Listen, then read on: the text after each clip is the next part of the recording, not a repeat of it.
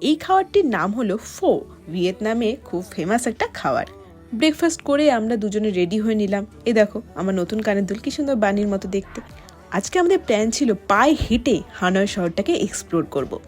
প্রথমেই আমরা এলাম 1 KM লেকে। লেকটা ভারী সুন্দর দেখতে। লেকের ওপরেই আছে এনগক টেম্পল। টেম্পলের ভেতরটা অনেকটা এরিয়া জুড়ে খুব অ্যাস্থেটিক্যালি সাজানো, দেখতে বেশ ভালো লাগছিল। এই মন্দিরে এসে দেখলাম এরা টার্টেলকে পুজো করে।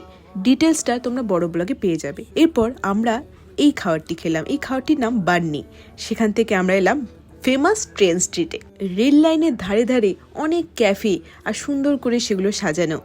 সেখানে ধারে বসেই সবাই কফি খায়, বিভিন্ন খাবার দাবার খায়। তারপর যখন ট্রেন আসার টাইম হয় তখন তাড়াতাড়ি সবাই চেয়ার টেবিলগুলো সরিয়ে নেয়। সে এক মজার এক্সপিরিয়েন্স। তারপর আমরা গেলাম ফটো বুথে। কোরিয়ান ড্রামাতে এরকম অনেক দেখেছি, নিজে এক্সপিরিয়েন্স এই প্রথমবার করলাম।